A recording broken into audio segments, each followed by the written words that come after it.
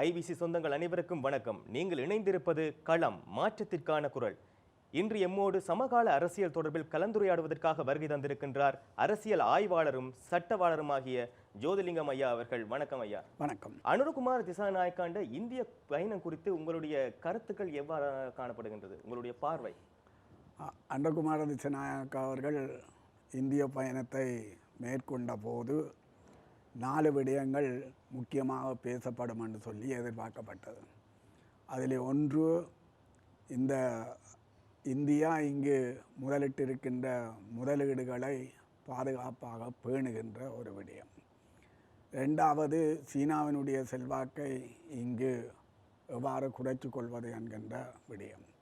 3வது, இந்த மாகாண சபை தேர்தலை நடாத்துறது, 13வது திருத்தத்தை நடைமுறைப்படுத்துவது. 4வது, இந்த மீனவர்கள் தொடர்பான பிரச்சனையை தீர்த்து கொள்வது. இந்த 4ம் தான் இதில் அவருடைய பயணத்தில் முக்கியமாக பேசப்பட வேண்டிய விடயமாக இருந்தது என்று சொல்லி நாங்கள் கூறிக்கொள்ளலாம். ஆனால் இந்திய அரசாங்கம் இந்த 4லையுமே தன்னுடைய சார்பு நிலையில் இருந்து கொண்டு தனது நோக்கங்களை வெற்றியடைஞ்சிருக்கிறது என்று தான் கூற வேண்டும். ஏனென்றால் அதனுடைய அது முன்வைத்த திட்டங்கள் எல்லாவற்றையும் ஜனாதிபதி அவர்கள் ஏற்றுக்கொண்ட நிலைமை தான் காணப்படுகிறது. நடைமுறையில் எவ்வாறு செய்வார்களோ என்று சொல்லிவிட முடியாது. பொதுவாகவே இலங்கை தலைவர்களுடைய வளமையான நிலைமை என்னென்று சொன்னால், இந்தியா கேட்குற எல்லாத்துக்கும் ஓம் என்று சொல்கிறது, ஆனால் நடைமுறையிலே அதை செய்யாமல் பின்னடிக்கிற செயற்பாடு.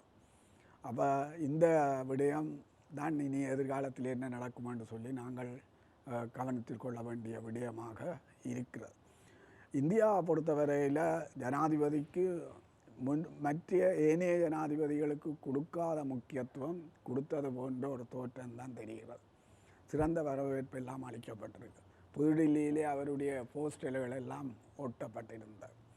அந்த இவ்வாறு ஒரு வலுவான வரவேற்பை கொடுக்குறதுக்கு காரணமாக 2 காரணங்கள் இருக்கலாம் என்று நான் நினைக்கிறேன். ஒன்று, அனுரகுமார திசாநாயக்கா ஜேவிபி கட்சியை சேர்ந்தவர். ஜேவிபி இந்திய எதிர்ப்பை கொள்கையாக கொண்ட ஒரு கட்சி. அதனுடைய 2 புரட்சி காலகட்டத்திலையும் அதனுடைய பிரதான அரசியல் நிலைப்பாடு இந்திய எதிர்ப்பு தான். ஆனால் இந்த முறை இந்திய எதிர்ப்பு என்று சொல்கிற அளவுக்கு பெரும்பான்மையான சாத்தியப்பாடுகள் காணப்படும். இந்த முறை அந்த இந்திய எதிர்ப்பை தணிக்க செய்ய வேணும். ரோகண விஜயவீர இந்திய எதிர்ப்பாளராக காணப்பட்டார் என்று சொல்லி தேசியம் ஜேவிபியை அடையாளப்படுத்தப்படுகின்ற போது ரோகண விஜயவீரின் மகன் குருநாகல்ல தனியாகத்தான் போட்டியிட்டு இருந்தார். இவர்களோடு இணைந்து போட்டியிடவில்லையே. அது ஜேபி, அது ரோண விஜயவராவுடைய மகன் ரோண விஜயவரா போல இருப்பார் என்று சொல்லி நாங்கள் எதிர்பார்க்கலாக தானே. ஆனால் ஜேபியினுடைய பொதுவான கொள்கை இந்திய எதிர்ப்பு தான் பொதுவான கொள்கையாக இருந்தது. தற்போது அவர்கள் தேசிய மக்கள் சக்தியாக மாற்றம் பெற்ற பிறகு தங்களுடைய கொள்கைகளில் சில நெகிழ்ச்சி தன்மையை காட்டியிருக்கிறார்கள். அப்போ இதில் தற்செயலாக இவர்கள் ஆட்சிக்கு வருவார்கள் என்ற சந்தேகத்தில் தான் முதலில் இவர்களை இந்தியா அழைச்சி ஒரு உரையாடலை நடத்தினார். அப்போ உரையாடலை நடத்தி தங்களுக்கு எதிராக போக முடியாத ஒரு சூழலை உருவாக்க வேண்டும் என்பதுதான் அவர்களுடைய நோக்கமாக இருந்தது. மற்றது, இந்த கட்சி சீனாவோட கொஞ்சம் கூட நெருக்கமான கட்சி என்று சொல்லி பேசப்படுகிறது. அவை இந்த 2ல் இருந்தும் தங்கண்ட பக்கத்துக்கு வேற ஒரு மாதிரி இழுக்க வேண்டும் என்பதற்காகத்தான் கூடுதலான வரவேற்பு அளிக்கப்பட்ட என்று நான் நினைக்கிறேன்.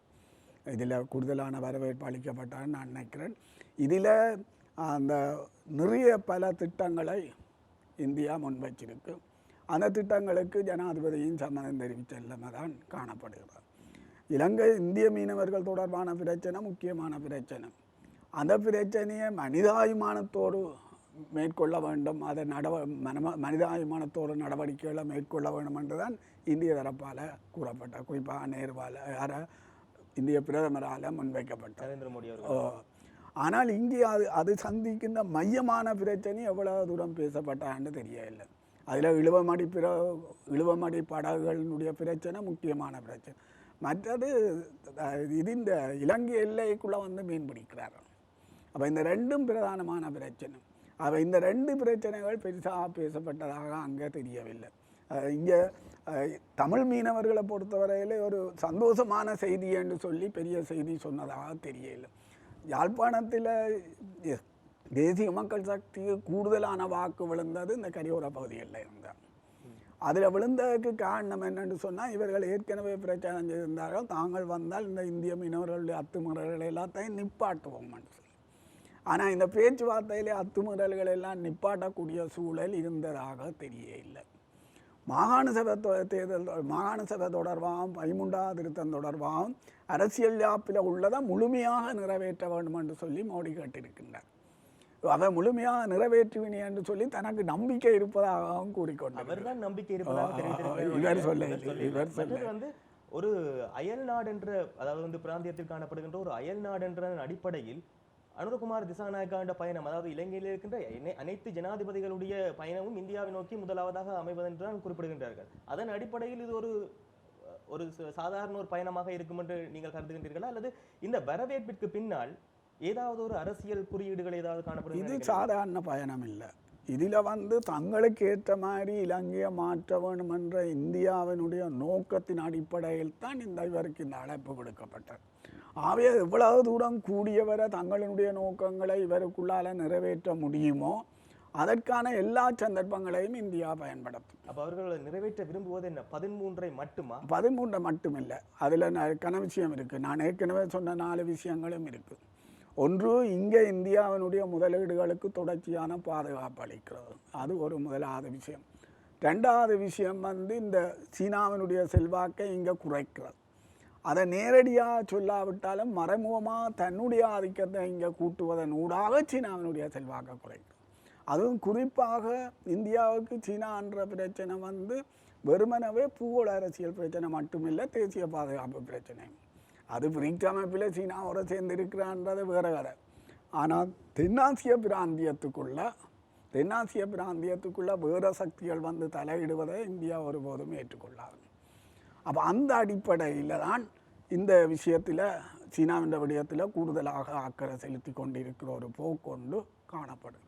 அப்போ இதிலே இவர் ஒரு உத்தரவாதத்தை கொடுத்திருக்கிறார் என்னென்று சொன்னால், இந்தியாவுக்கு எதிரான சக்திகள் இலங்கையில் செயற்படுவதை நாங்கள் ஒருபோதும் அனுமதிக்க மாட்டோம், இந்தியாவுக்கு எதிரான செயற்பாடுகள் எதற்குமே அனுமதிக்க மாட்டோம் என்று சொல்லி ஒரு வகையான உத்தரவாதத்தை கொடுத்திருக்கிறார். இவர் ஒரு வகையான உத்தரவாதத்தை கொடுத்திருக்கின்ற இதே நேரத்தில் சீனாண்ட மருத்துவ கப்பல் ஒன்று இலங்கையை நோக்கி இவர்கள் அதுதான் இங்கே இதில் 2 பெரிய வல்லரசுக்கு இடையிலே ஒரு மாட்டுப்பட்ட நிலைமை தான் இவர்களுடைய நிலைமை இருக்கு.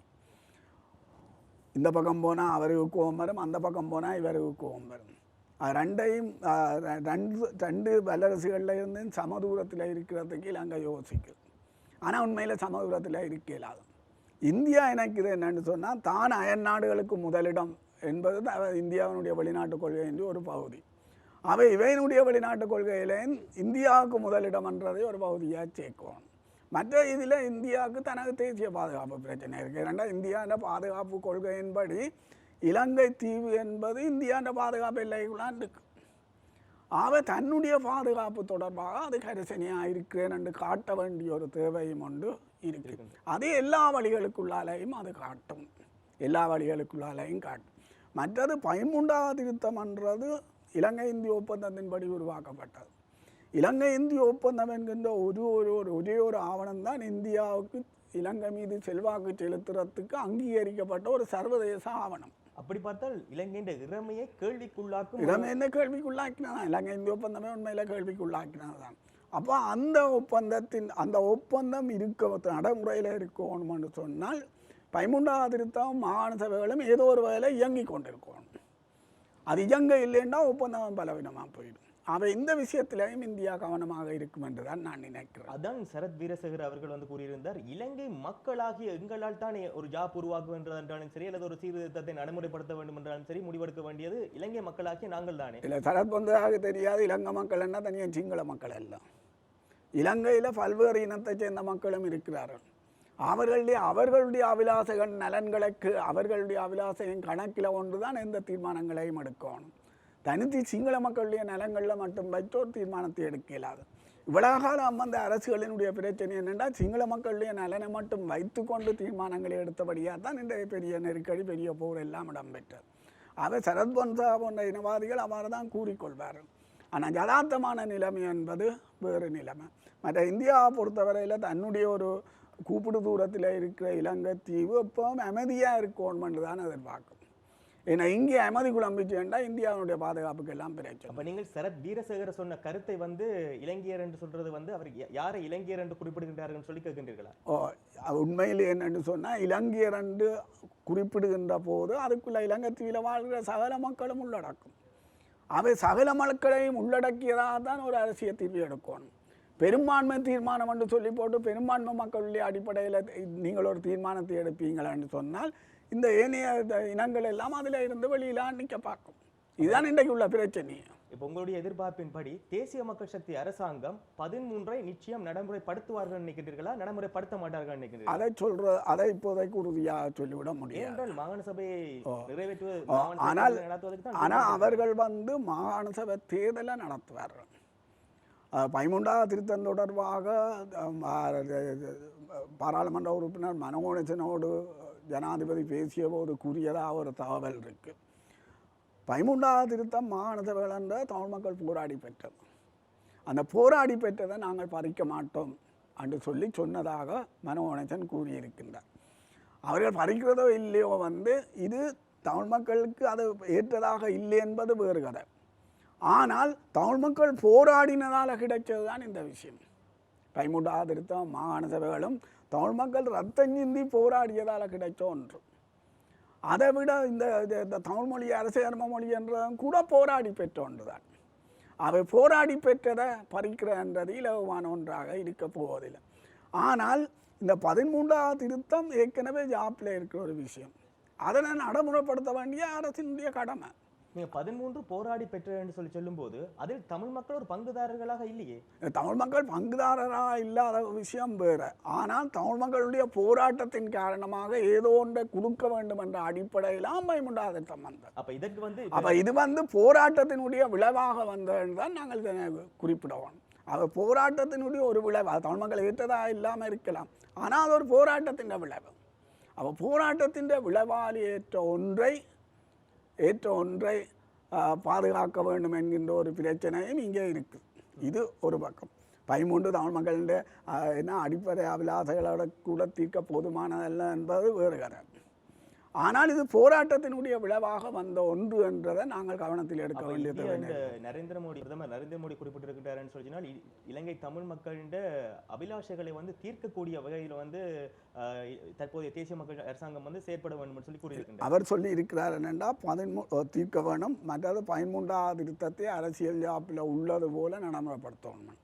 அப்போ அரசியல் யாப்பில் காணி அதிகாரம் போலீஸ் அதிகாரம் பெரிய அளவுக்கு இல்லை என்றாலும் கூட சில அதிகார செயற்பாடுகள் அதுக்குள்ளே இருக்குது. அப்போ போலீஸ் அதிகாரம் இந்த மாகாண போலீஸ் பிரிவை உருவாக்கப்பட வேண்டும், மாகாண போலீஸ் பிரிவு உருவாக்கப்பட வேண்டுமென்றெல்லாம் சொல்லி இருக்கு. அதே வேளையில் காணி அதிகாரம் தொடர்பாக மத்திய அரசு தான் காணின்ற கொள்கையை தீர்மானிக்கும். ஆனால் மாகாணத்துக்குள்ளே அதை நடைமுறைப்படுத்துகிற செயற்பாடுகளில் மாகாண சபைகள் இயங்கலாம் என்று சொல்லியிருக்கு.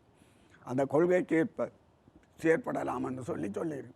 ஆனால் இந்த காணி அதிகாரத்தையும் போலீஸ் அதிகாரத்தையும் உள்ளடக்கியதாக 13வது திருத்தத்தை நடைமுறைப்படுத்த வழக்கிட்டால் தென்னிலங்கையில் சிங்கள பகுதிகளில் இருந்து எதிர்ப்புகள் வரும். அவை அதுகளே எல்லாத்தையும் கையாளக்கூடிய வலிமையில் தேசிய மக்கள் சக்தி அரசாங்கம் இருக்கிறதான்றது கேள்விக்குறி. ஆனால் தேசிய மக்கள் சக்தி அரசாங்கம் ஒன்று செய்யக்கூடியதாக இருக்கும். என்னென்னு சொன்னால் எதுவுமே இல்லாமல் வெற்றிட நிலையில் தமிழ் மக்களை விட இல்லாது. அப்போ தமிழ் மக்கள் ஏதோ ஒரு வகையில் தங்களை செயற்படக்கூடிய வகையில் மாகாண சபைகளை செயற்பட வைக்க வேண்டிய ஒரு தேவை ஒன்று கிடக்கும். அதனாலே அவர்கள் மாகாண சபை தேர்தலை நடாத்துவதற்கு ஏற்பாடு செய்யலாம். ஆனால் அதில் உள்ள எல்லா அதிகாரங்களையும் அவர்கள் கொடுத்து விடுவார்கள் என்று சொல்லிவிட முடியாது. மாகாண சபைகளை பொறுத்தவரையில் என்னென்னா 13வது திருத்தம் மாகாண சபைகளை பொறுத்தவரையில் தமிழ் மக்களினுடைய அபிலாசைகளை தீர்ப்பதனுடைய ஒரு ஆரம்ப புள்ளியாக கூட அது இல்லைன்னா ஒற்றையாட்சிக்கு உட்பட்ட அமைப்பு. அதுக்கு ஒரு சுயாதீனம் இல்லை. அது சுயாதீனமாக சட்டங்களை இயற்ற இயலாது, சுயாதீனமாக நிர்வாகத்தை நடத்த இயலாது, வடகிழக்கு இணைக்கப்பட இல்லை என்று பல்வேறு மற்ற ஆளுநர்கிட்ட இருக்க நிறைய அதிகாரங்கள் இதுகளெல்லாம் பல்வேறு சிக்கல்களை கொண்டதாக இருக்குது. அப்போ 13வது திருத்தம் உண்மையில் தமிழ் மக்களை ஏற்றுக்கொள்ளக்கூடிய திட்டமாக இருக்கணும்னு சொன்னால் 13வது திருத்தத்தில் சில திருத்தங்கள் செய்ய வேண்டும். திருத்தங்களை செய்வதனூடாகத்தான் நாங்கள் அதனை தமிழ் மக்களை ஏற்றுக்கொள்ளக்கூடியான ஒரு தீர்வு திட்டமாக மாற்றலாம். அப்படின்னு சொன்னால் அரசியல் யாப்பில் 2 உறுப்புகளை நாங்கள் மாற்ற வேண்டி இருக்கும். ஒன்று அரசியலமைப்பின் உறுப்பினர் 2வது சொல்லுது இலங்கை ஒரு ஒற்றையாட்சி அரசு, அதை மாற்ற வேண்டி இருக்கும். மற்ற உறுப்புரி 76 சொல்லுது இலங்கை பாராளுமன்றம் தன்னுடைய சட்ட வாக்கு அதிகாரத்தை இன்னொரு ஆக்களுக்கு துரத்தலோ பாராயணப்படுத்தலோ ஆகாதுன்னு சொல்லி அதுகளையும் மாற்ற வேண்டிய தேவை இருக்குது. மற்ற மாகாண 13வது திருத்தம் முத்த யாப்பில் இதுகளை மாற்றணும். இனி 13வது திருத்தத்தில் சில விடயங்களை செய்ய வேண்டியிருக்கு. மாகாண சபைகள் சட்டம் இயற்றுவதற்கு பல நிறுவனங்கள் தடையாக இருக்குது. ஆளுநர் தடையாக இருக்கிறார், பாராளுமன்றம் தடையாக இருக்குது, அமைச்சரவை தடையாக இருக்குது, உயர் நீதிமன்றம் தடையாக இருக்குது. இந்த தடைகளை எல்லாத்தையும் நீக்கணும். அப்போ இந்த ஏனென்றால் ஆளுநர் சம்மதம் தெரிவித்தால் தான் சட்டங்களை கூட கொண்டு வரலாம். சட்டங்களுக்கு கையொப்பமுற உரிமையும் ஆளுநருக்கு இருக்கு. ஆகவே இந்த மக்களால் தெரிவு செய்யப்பட்ட அமைச்சரவையிடம் அதிகாரம் இல்லை, மக்களால் தெரிவு செய்யப்படாத மத்திய அரசினுடைய பிரதிநிதியாக இருக்க ஆளுநர்கிட்ட தான் அதிகாரம் இருக்குது. ஆகவே இந்த முறைமையை நீக்க வேண்டிய தேவை இருக்குது. மற்ற 3 பட்டியல் இருக்குது, அதில் ஒத்தியங்கு பட்டியல் தேவை இல்லை, அதனை நீக்க வேண்டி கிடக்கும்.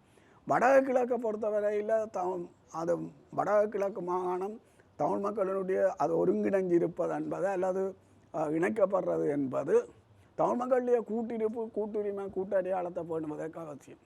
அப்போ ஏதோ ஒரு வகையில் வடகிழக்கு இணைக்கப்பட வேண்டிய ஒரு தேவை ஒன்று இருக்குது. அப்போ இந்த விஷயங்கள் எல்லாம் சரிவர ஆற்றுகின்ற போது தான் 13வது திருத்தம் என்பது தமிழ் மக்கள் ஏற்றுக்கொள்ளக்கூடிய ஒரு திருத்தமாக மாறும். அதுவரை 13 நாங்கள் முழுமையாக ஏற்றுக்கொள்ளப்பட்ட ஒன்றாக ஒரு அரசியல் தீர்வாக ஏற்றுக்கொள்ள முடியாது. ஏற்கனவே பல்வேறு அரசியல் நிறுவனங்கள் இருக்கிறது போல மாகாண சபைகளும் இருந்துட்டு போகலாம் என்ற மாதிரியான ஒரு அபிப்பிராயத்தை தான் தமிழ் மக்கள் வைக்க வேண்டிய சூழல் இருக்கிறது என்று நான் நினைக்கிறேன். மோடி அரசாங்கம் அனுரகுமார் திசாநாயக்க அவர்களை அழைத்திருந்த நேரத்தில் அவருடைய தோளில் கை போட்டு உறவாடும் அளவிற்கு ஒரு பிம்பம் வெளிப்படுத்தப்பட்டிருக்கின்றது பல புகைப்படங்கள் மூலமாக. அது தான் நிறைந்த நட்பாக இருக்கிறேன் என்பதை காட்டுவதற்காகத்தான்.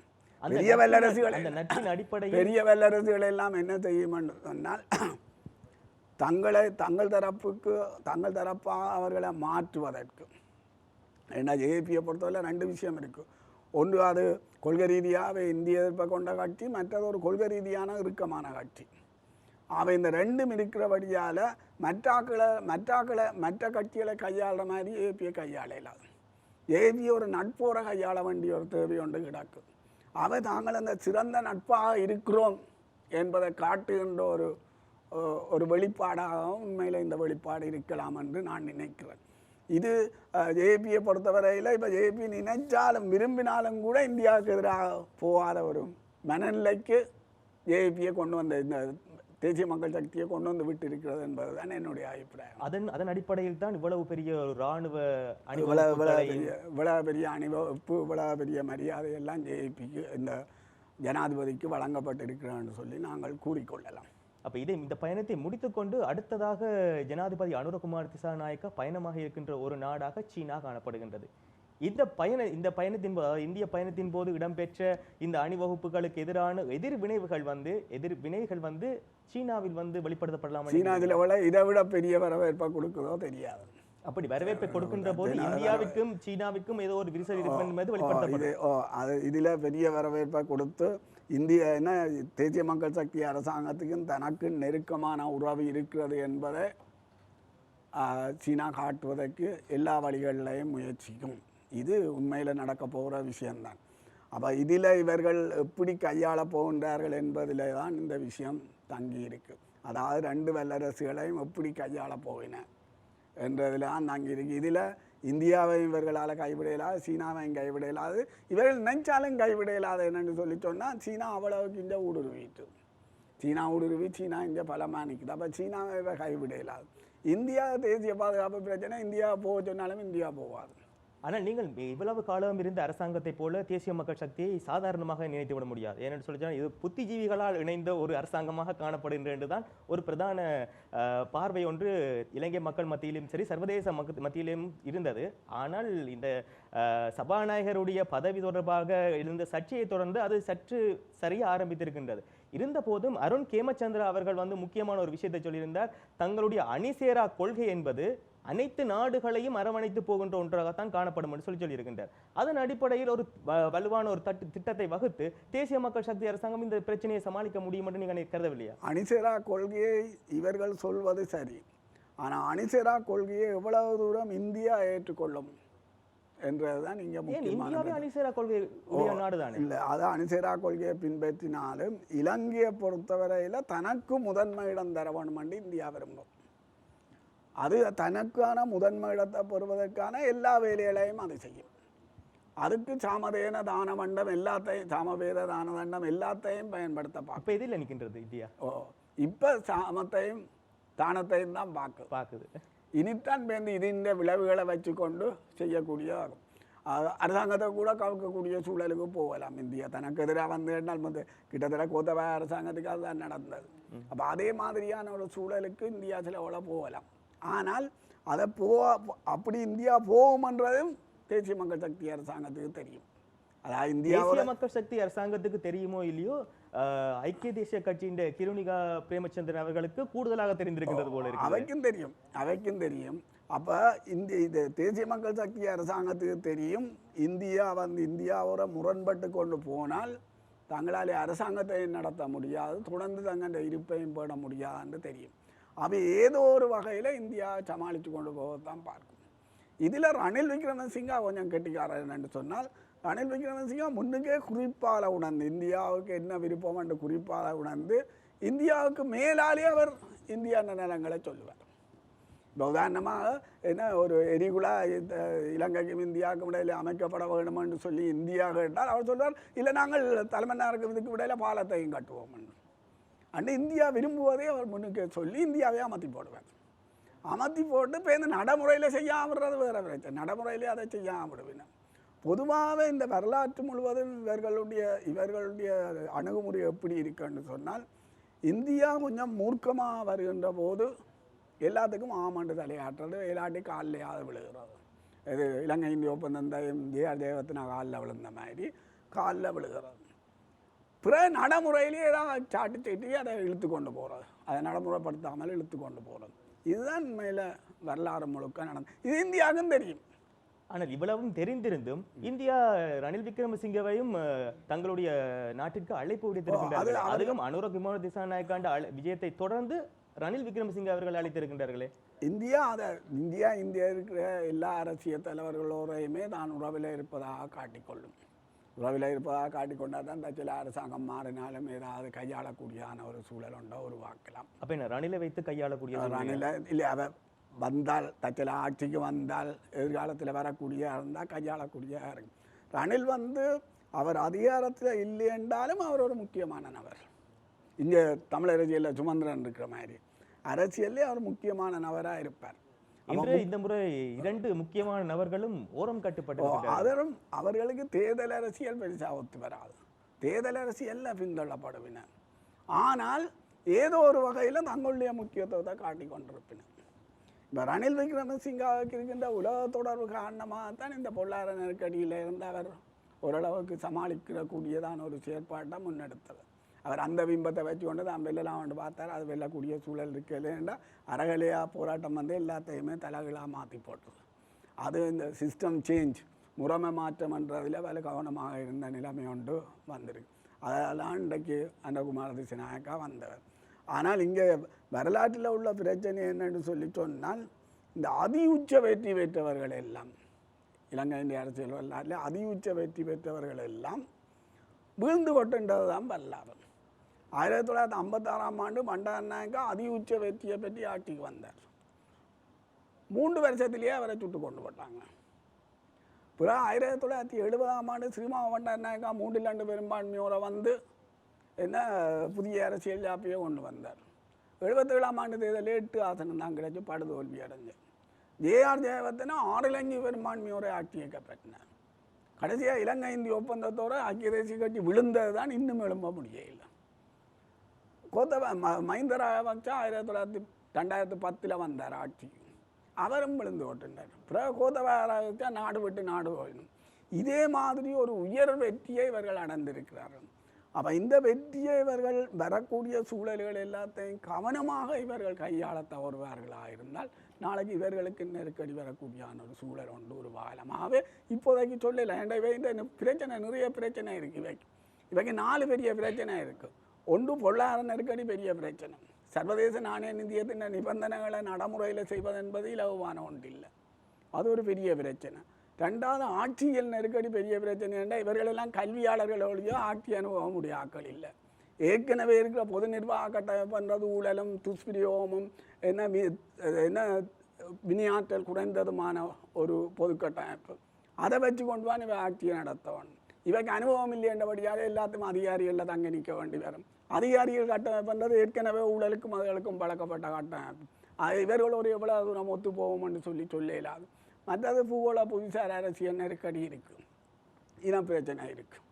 அப்போ இந்த நெருக்கடிகள் எல்லாத்தையும் கையாளக்கூடிய ஆற்றலை இவர்கள் பிற இல்லை என்று சொன்னால் இவர்களுடைய ஆட்சிக்கு நீண்ட காலம் இருக்கக்கூடிய வாய்ப்பு இருக்காது என்று நான் நினைக்கிறேன். நீங்கள் இதற்கு முன்னர் கூறியிருந்தீர்கள் அனுபவம் குறைந்தவர்கள் தேசிய மக்கள் சக்தி அரசாங்கத்தில் காணப்படுகின்றார்கள் என்று. எதை வைத்து நீங்கள் அனுபவம் குறைந்தவர்கள் என்று இவர்களை இவர்களில் பலர் பாராளுமன்ற உறுப்பினர்களாக வந்தவர்களும் அமைச்சர்களாக வந்தவர்களும் பலர் முன்னர் பாராளுமன்ற உறுப்பினர்களாக கூட இருக்கையில்.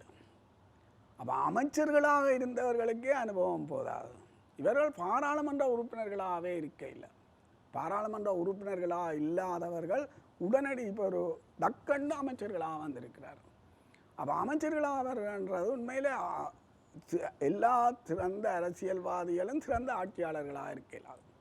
அது மாதிரி சிறந்த ஆட்சியாளர்கள் எல்லாம் சிறந்த அரசியல்வாதிகளாக இருக்கலாம். சிலர் வேணுமெண்டா விதிவிலக்காக இருக்கலாம்.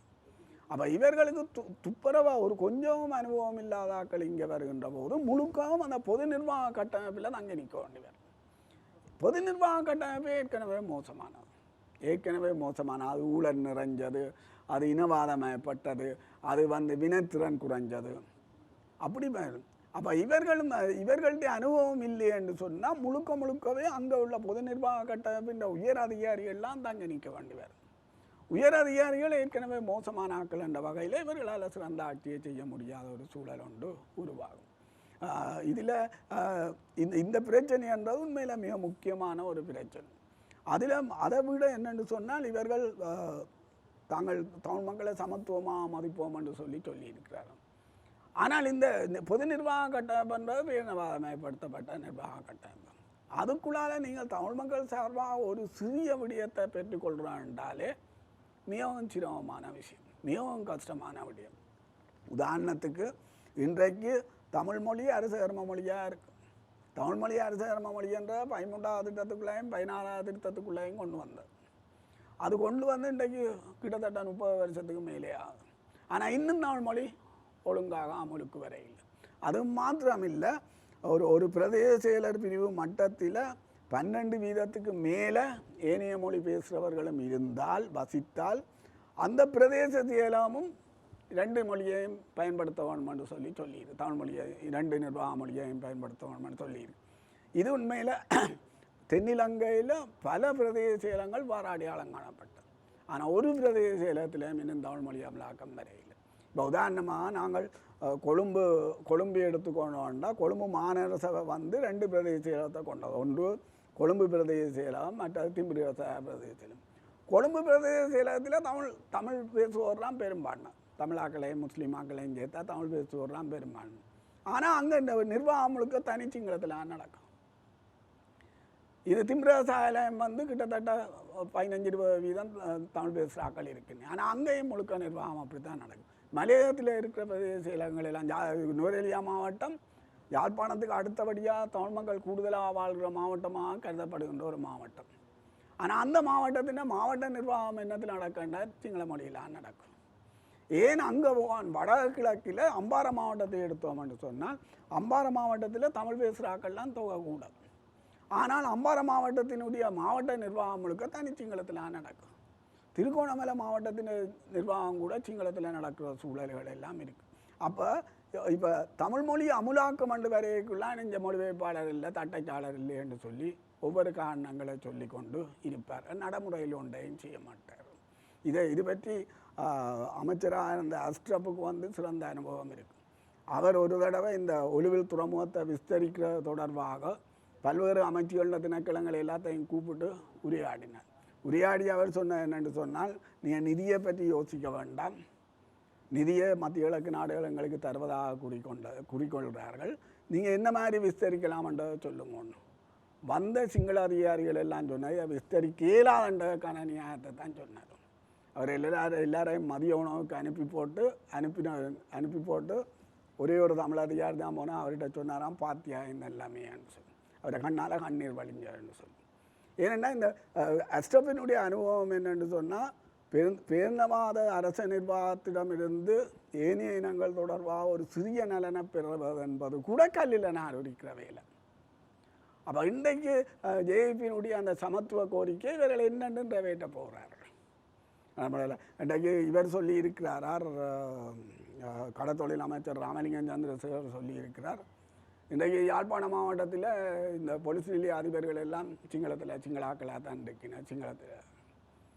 சரி, அதை கொண்டு வர்றேன்னு சொன்னால் இவளாலே அதை முடியுமா? அவர் சொல்கிறாருன்னா நாங்கள் கட்டமாக 4 கட்டங்களாக இந்த தமிழ் மக்களுடைய அபிலாசைகளை தீர்த்து கொள்வோம் என்று சொல்கிறார். முதலாவது கட்டத்தில் இலங்கை மக்கள் முழு மக்களும் சந்திக்கின்ற பிரச்சனைகள் பொருளாதார பிரச்சனைகளை பார்ப்போம். 2வது கட்டத்தில் நாங்கள் மாகாண சபை தேர்தலை நடத்துவோம். அந்த 2வது கட்டத்தில் இந்த தமிழ் மக்கள் புறக்கணிக்கப்படுற சூழல்களை நிப்பாட்டுவோம். 3வது கட்டத்தில் மாகாண சபை தேர்தலை நடத்துவோம். 4வது கட்டத்திலே அரசியல் தீர்வு மூலம் நாங்கள் தமிழ் மக்களின் பிரச்சனைக்கு தீர்வை காணுவோம் என்று சொல்லியிருக்கிறார். சொன்னது நல்ல விஷயம்தான். ஆனால் நடைமுறையில் இதை செய்யக்கூடியான ஒரு சூழலை அவர்களால் உருவாக்க முடியுமா? ஏனென்றால் உண்மையில் போரில்லா நிலை மட்டும் சமாதானம் இல்லை. தமிழ் மக்களை பொறுத்தவரையில் போரில்லா நிலை, இயல்பு நிலையை கொண்டு வர்றது, மற்ற அரசியல் தீர்வு 3 சேர்ந்தால் தான் தமிழ் மக்களுக்கு சமாதானம் வரும், நல்லிணக்கம் வரும். இப்போ அந்த சூழலை நோக்கி இவர்கள் எப்படி போகிறார்கள் என்றதெல்லாம் உண்மையில் கேள்விக்குரிய விடயம். இப்போ ராமலிங்கம் சந்திரசேகரன் கூறிய அந்த 4வது கட்டத்தை பற்றி இப்போது பேச்சுவார்த்தைகள் போய்கொண்டிருக்கின்றது தமிழ் அரசியல்வாதிகள் மத்தியில். அதாவது புதிய அரசியல் ஜாப்பு உருவாக்கப்படும் சந்தர்ப்பத்தில் தமிழ் மக்கள் சார்பான அரசியல் அதிகார பகிர்வு தொடர்பான கோரிக்கைகள் எவ்வாறு அமைய போகின்றன சொல்லி ஒரு பிரதான கேள்விகள் முன்வைக்கப்பட்டு கொண்டிருக்கின்றன. அதற்கான முயற்சிகளையும் தமிழ் அரசியல்வாதிகள் முன்னெடுத்து வருகின்றார்கள். நீங்கள் இது பற்றி என்ன நினைக்கின்றீர்கள்? அவர்களது கோரிக்கை எதன் அடிப்படையில் அமையலாம் நினைக்கின்றீர்கள்? இதில் தமிழ் மக்களை பொறுத்தவரையில் முதல் நாங்கள் இனப்பிரச்சனை என்றால் என்னென்று விளங்கிக் கொள்ளணும். இனப்பிரச்சனை என்ற தமிழ் மக்கள் ஒரு தேசிய இனமாக இருக்கிறார். அது தேசிய இனமாக இருப்பதை அழிக்கப்படுறது தான் இனப்பிரச்சனை. தேசிய இனத்தை தாங்குகிற தூண்களாக இருக்கிறது அந்த மக்கள் வாழ்கிற நிலம், அந்த மக்கள் பேசுகிற மொழி, அந்த மக்களுடைய வாழ்வாதாரத்துக்கு அடிப்படையாக இருக்கிற பொருளாதாரம், அந்த மக்களை ஒன்றிணைக்கிற கலாச்சாரம். இந்த 4 தூண்களையும் அளிக்கிறான்னு உண்மையில் இனப்பிரச்சனை. நிலத்தை அளிக்கிறது, மொழியை அளிக்கிறது, பொருளாதாரத்தை அளிக்கிறது, கலாச்சாரத்தை அளிக்கிறது. ஆகவே தமிழ் மக்களுக்கான அரசியல் தீர்வு என்றது இந்த அழிப்பிலிருந்து பாதுகாப்பதாக இருக்கும். அப்போ அழிப்பிலிருந்து பாதுகாக்கிறான்னா அது கோட்பாட்டு அடிப்படையில் 4 விஷயம் இருக்கணும். முதல் தமிழ் மக்களை ஒரு தேசிய இனமாக அங்கீகரிக்கணும். 2வது அந்த தேசிய இனத்துக்கு இயல்பாகவே இருக்கிற இறமை அதிகாரத்தை அங்கீகரிக்கணும். 3வது அந்த தேசிய இனத்துக்கு தண்டை தலைவிதியை தானே நிர்ணயிக்கின்ற சுயநிர்ணய உரிமை இருக்குது, அதை அங்கீகரிக்கணும். 4வது சுயநிர்ணய உரிமையை நடைமுறைப்படுத்துவதற்கு ஒரு ஆட்சி பொறுமையை உருவாக்கும். இலங்கை என்ற அரசு அதிகார கட்டமைப்புகளை உருவாக்குறதுனா அது ஒரு சமஸ்டி ஆட்சி தான். அது இதுக்கு அரசியல் லாப வடிவம் கொடுக்கக்குள்ளே 4 விஷயம் முக்கியமானது. ஒன்று, வடகிழக்கு இணைந்த அதிக தாய ஒருமைப்பாடு. ஏன்னா தமிழ் மக்கள் கூட்டிருப்பு, கூட்டுரிமை, கூட்டடையாளத்தை போடுவதற்கு அது அவசியம். அதில் முஸ்லீம் மக்களுடைய நில தொடர்பாக அவர்களோட பேசணும், அவர்களுடைய தனி அதிகார கோரிக்கையை கூட சாதகமாக பரிசீலிக்கலாம். அவர் இல்லை என்றாலும், அவர்கள் வர இல்லை என்றாலும் எங்களுக்கு வடகிழக்கு இணைப்பு தேவை. அப்போ ஒரு மாற்று யோசனையை முன்வைக்கலாமா என்ற ஒரு கருத்து இருக்குது. என்னென்னு சொன்னால், வடகிழக்கில் உள்ள தமிழ் பிரதேசங்களை நிலத்தொடர்ச்சியற்ற வகையில் அது இணைத்து வடகிழக்கு இணைப்பை பூர்த்தி செய்யலாமான்றது. மற்ற சுயநிர்ணய உரிமையை பிரயோகிக்கக்கூடிய சுயாட்சி அதிகாரங்கள் வேணும். மற்ற சமஸ்டியாட்சி என்றால் கூட்டும் சுயாட்சி, அவை மத்திய அரசில் ஒரு தேசிய இனமாக பங்கு பெற்றக்கூடிய பொறிமுறை இருக்கும். சுயாட்சி அதிகாரங்களுக்கான பாதுகாப்பு இருக்கணும் வேண்டாம். ஒரு கையால் கொடுத்து போட்டு மறுகையால் பறிக்கிறது என்பது வல்லாறு முழுக்க எங்களுக்கு அனுபவம். அது சோல்வரியாப்பின் 29வது பிரிவிலிருந்து தமிழ் மொழி அமலாக்கத்தோட ஊடாக இந்தியங்களுக்கு இதுவரை என்ன இலங்கை வடகிழக்கு இணைப்பு வரை எங்களுக்கு அனுபவம் இருக்குது. ஆகவே அப்போ இந்த நாளும் இணைஞ்சது தான் உண்மையில் தமிழ் மக்களுக்கான. நீங்கள் சொல்கிற இந்த தீர்வில் இந்த கையால் கொடுத்து விட்டு அந்த கையால் பறிக்கிறன்றது தேசிய மக்கள் சக்தி அரசாங்கம் மாறுகின்ற போது அந்த அதிகாரங்கள் பறிக்கப்படுவதற்கான இப்போ ஒரு புதிய அரசியல் ஜாப் உருவாக்கப்பட்டாலும் அந்த அதிகாரங்கள் பறிக்கப்படுவதற்கு அதிக வாய்ப்புகள் இருக்கின்றன. இல்லை, அதை பறிக்கப்படாத வகையில் இவர்கள் எப்படி தமிழ் அரசியல் தலைமை நடந்து கொள்ள போகுது, தமிழ் அரசியல் தலைமை இது எப்படி உறுதியாக வைக்க போகுதுன்றதுதான் பிரச்சனை. இப்போ அவர்கள் இந்த பறிக்கிறான்ற இது அவர்கள் இன்னும் வைக்க இல்லையென்றால் இந்த முதலாக ஒரு தென்னிலங்கை கட்சி ஒன்றுக்கு வடக்கில் 5 ஆசனம் கிடைச்சிருக்கு, முதன்மை நிலையம் கிடைச்சிருக்கு. அது ஏதோ ஒரு வகையில் பாதுகாக்க வேண்டிய தேவை அவர்களுக்கு இருக்கு. ஆனவடியாலே அவர்கள் உடனடியாக பறிப்பு நடவடிக்கையில் ஈடுபட்டு என்றால் அவைகளுக்கு ஒன்றுமே செய்ய முடியாமல் வரும். ஏன்னா இன்றைக்கு முழு இலங்கையையும் மையப்படுத்தக்கூடிய அல்லது முழு இலங்கை மக்களையும் இணைக்கக்கூடிய ஒரு அரசியல் கட்சி என்றால் இருக்க இல்லை இவ்வளவு. அந்த புதிய அரசியல் ஜாப்பு உருவாக்கப்படும் போது முதலாவது புதிய அரசியல் ஜாப்பு தொடர்பான தமிழ் மக்களது நிலைப்பாடு நீங்கள் சொல்லியிருந்தீர்கள் சமஷ்டி அடிப்படையில் தான் அமைய போகின்ற என்று சொல்லியிருந்தீர்கள். நீங்கள் அதன் அமைந்த பிறகு அந்த அமைப்பு ஜாப்பு வந்து உருவாக்கப்பட்டதன் பிற்பாடு அந்த அதிகாரங்கள் அடுத்து வருகின்ற அரசாங்கங்களால் வந்து பறிக்கப்படாமல் இருப்பதற்கான பொறிமுறைகள் தொடர்பாக அது தமிழ் அரசியல் தலைமை அதில் கவனமாக இருக்கணும். அந்த பொறிமுறைகளை உருவாக்குவது தொடர்பாக தமிழ் அரசியல் தலைமை கவனமாக இருக்கணும். அதில் தமிழ் அரசியல் கட்சிகளுக்குள்ள ஒற்றுமை காணப்படும் நினைக்கின்றீர்களா? இல்லை, தமிழ் அதுதான் இன்றைக்கு அந்த முயற்சி நடக்குது. இன்றைக்கு பொறுத்தவரையில் என்னென்னு சொன்னால் இந்த கடைசியாக நடைபெற்ற தேர்தல் தமிழ் அரசியல் கட்சிகள் எல்லாத்துக்கும் ஒரு நல்ல பாடத்தை கொடுத்துருக்கு. நீங்கள் ஒற்றுமையாக இருந்தால் உங்களுக்கு இருப்பு இருக்கும், ஒற்றுமையாக இல்லைன்னா உங்களுக்கு இருப்பு இல்லைன்றதை நிரூபிச்சிருக்கு. இப்போ இதற்கு பிறகு தான் இப்போ ஐக்கியப்படுத்துகிறான ஒரு சூழலை கயந்திரமார் தொடக்கி இருக்கிறார். கயந்திரமார் நல்ல விஷயம். கயந்திரமார் இதில் இதுக்கான ஆரம்பத்தை தொடக்கியதற்கு உண்மையில் 3 காரணம் இருக்குது. ஒன்று வந்து அவர்கள் தேர்தலில் தோல்வி அடைஞ்சபடியால் தங்களுடைய இந்த அணுகுமுறைக்குள்ளால் தங்களால் முன்னேறி செல்ல முடியாது என்பதை அவர்களுக்கு தெளிவாக தெரிய தொடங்கிட்டு. போன தடவை தேர்தலில் 54,000 போட்டு எடுத்தவை இந்த முறை 27,000 போட்டு தான் எடுத்தது யாழ்ப்பாணம் மாவட்டத்தில். அப்போ அவர்களுக்கு அது ஒரு நல்ல பாடமாக இருக்குது.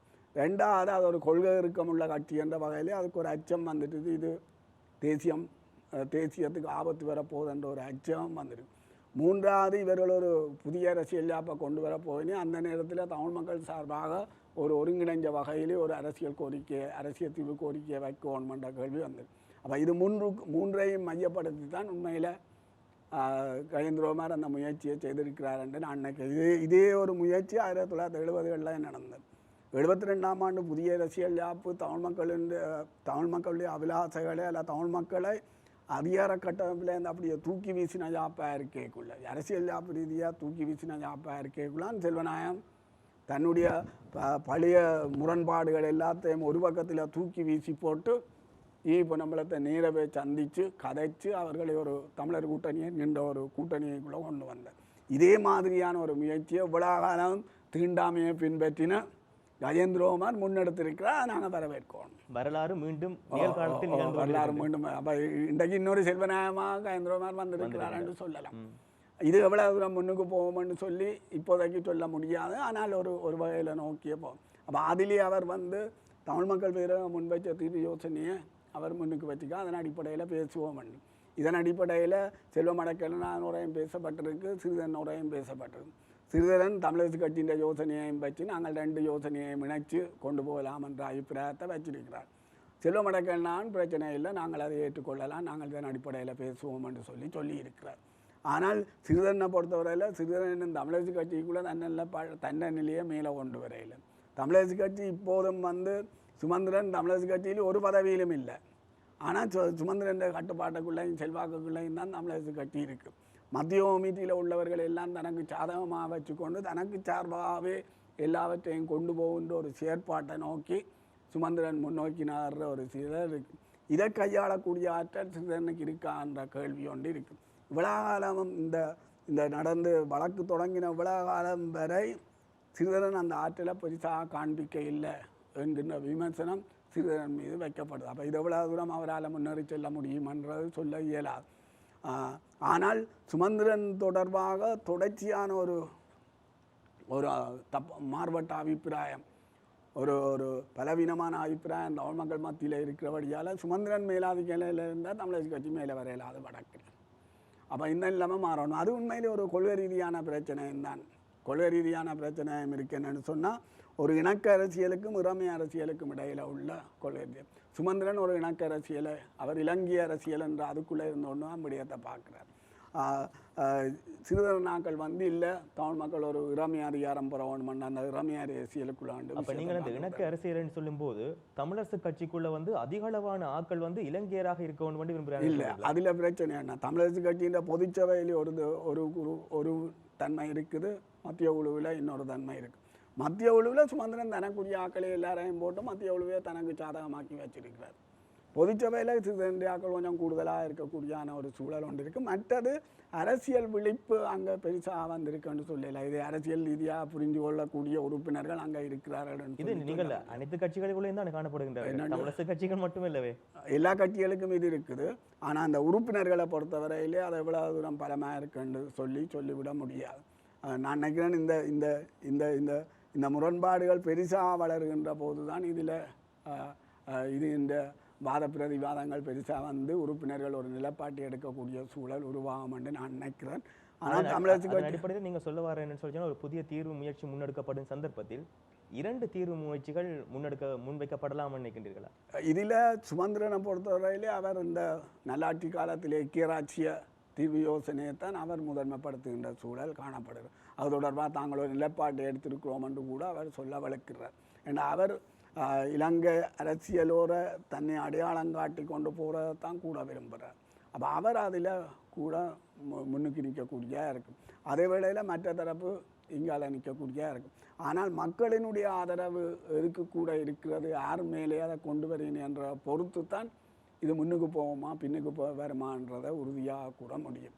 இவ்வளவு காலம் இந்த ஒருங்கிணைந்த அரசியலுக்கான ஒரு முயற்சியை சிவில் சமூகம் தான் செய்தார். சிவில் சமூகம் செய்தபோது கட்சிகள் எல்லாம் வேற கஷ்டப்பட ஒரு ஒரு ஒரு ஒருங்கிணைஞ்சு கையெழுத்து வச்சு ஒரு கடிதத்தை சர்வதேச ரீதியாக அனுப்புறதுக்கு கூட ஐநாவுக்கு மனித உரிமைகள் பேரவைக்கு அனுப்புறதுக்கு கூட பெரிய கஷ்டப்பட்டு தான் அனுப்ப வேண்டி கிடந்தேன். இன்றைக்கு அவர்களாகவே வலுக்கிட்டு இருக்கிறார். அவர்களாக வலுக்கிறார்கள். இது எவ்வளோ தூரம் முன்னேறி செல்வோம்னு பார்ப்போம். ஏனென்றால் சண்டை பிடிக்கிறவ தாங்களே சமானத்துக்கு வந்தாச்சு வந்தானே, மற்றவை செய்கிறத விட மற்றவை சமானத்துக்கு போகிறத விட சண்டை பிடித்தவர்கள் தாங்களே சமானத்துக்கு வர்றது, சமானத்தை கொண்டு வர்றதுக்கு கூடுதலாக உதவக்கூடும். அப்போ இதில் இவர்களுடைய முயற்சி வெற்றி பெறுமான்னு நாங்கள் பொறுத்திருந்து தான் பார்க்கணும். இப்போ அவர்களாக இந்த தீர்வு முயற்சிகளை முன்னெடுக்கின்றார்கள் அல்லது வந்து முன்னகத்தை பார்க்கிறார்கள் சொல்லி சொன்னால் தேர்தலில் வந்து அவர்கள் தோற்றதன் காரணமாகத்தான் இவ்வாறான முயற்சிகளை முன்னெடுக்க. தேர்தல் தோல்வி ஒரு காரணம், பிரதான காரணம். 2வது பிரதான காரணம் என்னென்னு சொல்லி தான் தேர்தல் தோல்வி. தென்னிலங்கை கட்சிகள் இங்கே வந்து காலுண்ட போகுது. தென்னிலங்கை கட்சிகள் காலுண்ட போச்சுன்னா தேசியம் அப்படியே அழிஞ்சு போயிடும்.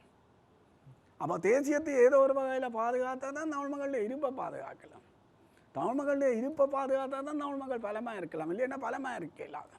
அப்போ அவர்கள் மக்கள் நலன் இல்லாமல் செயற்படுகின்றார்கள். அப்போ இவர்களுக்கு 2 பிரச்சனையும் இருக்கும். ஒன்று, தேர்தல் தோல்வி தாங்கள் ஐக்கியப்பட்ட ஒழிய தங்களுடைய இருப்பில்லை என்ற ஒரு பிரச்சனை. 2வது, தேசியமே இல்லையென்றா அவைக்கும் இருப்பில்லை தானே.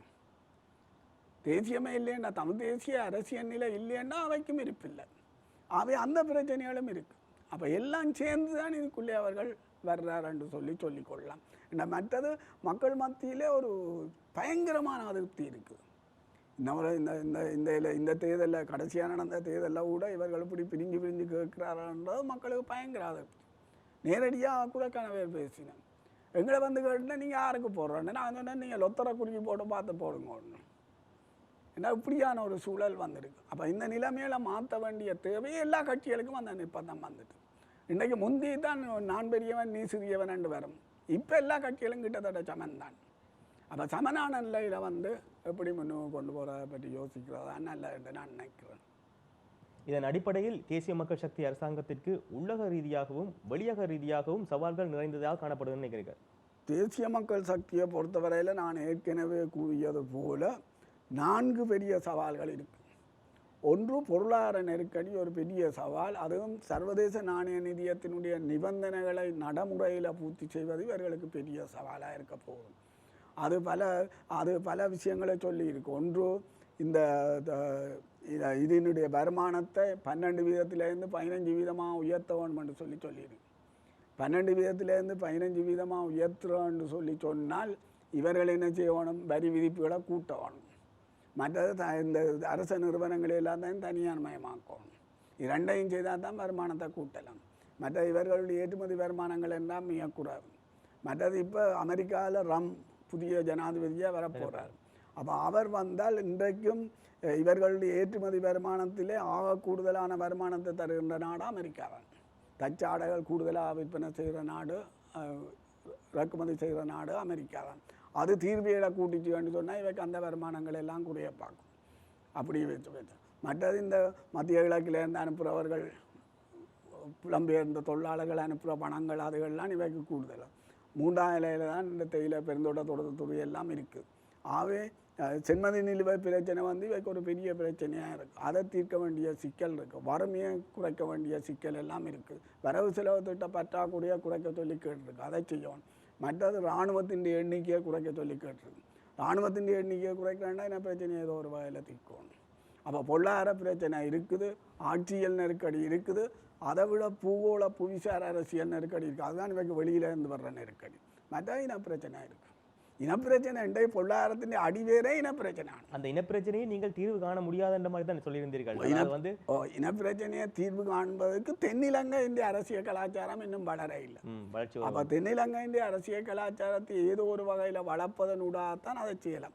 அப்போ அதில் முதல் என்ன செய்யணும்னா அரசாங்கம் முதல் நல்லெண்ணத்தை காட்டணும். அதாவது நான் தமிழ் மக்கள் தொடர்பான நலங்களில் அக்கறையாக இருக்கிறேன் என்ற நல்லெண்ணத்தை காட்டணும். அப்போ நல்லெண்ணத்தை காட்டுறதுக்கு முதல் வழி இந்த ஆக்கிரமிப்புகள் எல்லாத்தையும் நிப்பாட்டணும். ஆக்கிரமிப்புகள் முழுவதையும் நிப்பாட்டணும்.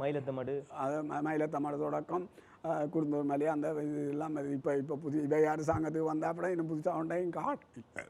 ஆனால் அது எல்லாத்தையும் நிறுத்த வேண்டிய தேவை இருக்குது. அரசியல் கைதிகள் முழு பேரையும் விடுதலை செய்ய வேண்டியது, பறிச்ச காணிகளை விடுதலை செய்ய வேண்டியது இருக்குது. இன்றைக்கு என்ன வசாவளம் தெளிப்பட வீதியை திறந்திருக்கிறார்கள், ஆனால் காணிகள் ஒன்றையும் கொடுக்க இல்லை. போர் முடிஞ்சு இவ்வளோ வருஷமாச்சு. அப்போ அதனை எல்லாம் தீர்க்க வேண்டியது. அப்போ அதுகளை செய்கிறதனூடா முதல் நல்லெண்ணத்தை காட்டணும்.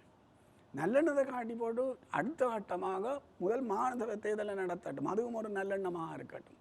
அதுக்கு அடுத்தபடியாக தீர்வு யோசனையை பற்றி போகலாம். அவன் நல்லெண்ணத்தையும் காட்ட தவறுவார்களாக இருந்தால் இவர்களில் நம்பிக்கை வைக்கக்கூடிய வாய்ப்புகள் இல்லை என்றே நான் நினைக்கிறேன். ஒட்டுமொத்தமாக நீங்கள் தேசிய மக்கள் சக்தி அரசாங்கத்தை பற்றி ஒரு சிறிய விமர்சனம் சொல்வதென்று சொன்னால் என்னவென்று சொல்வீர்கள்?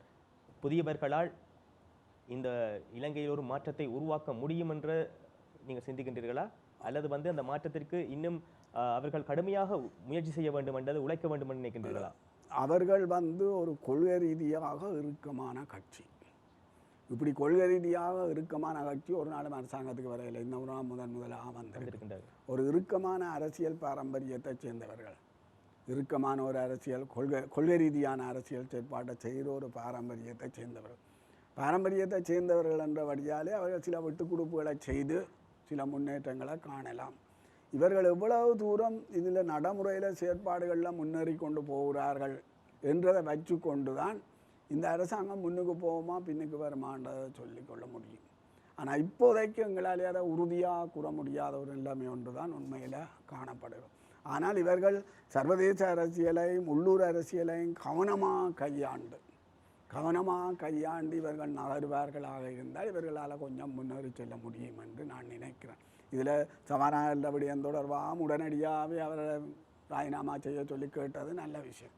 அப்படி அவர்கள் உடனடியாகவே தீர்வு கண்டு பிரச்சனைகள் வருகின்ற போது உடனடியாகவே தீர்வு கண்டு முன்னுக்கு போகின்ற போது முன்னேறி செல்லக்கூடிய வாய்ப்புகள் இருக்குது. ஆனால் இலங்கை என்கின்ற அந்த ஒரு ஒரு ஒரு பெருந்தேசியவாதம் வளர்ந்திருக்கின்ற அல்லது மேலாதிக்கம் செலுத்துகின்ற ஒரு நாட்டில் எல்லா மக்களையும் இணைச்ச ஒரு அரசியலை கொண்டு போவது என்பது மிகவும் கஷ்டமான விடயம். அது இவ்வளவு தூரம் சாத்தியமாக இருக்கும் என்று சொல்லி இப்போதைக்கு சொல்லிவிட முடியாது.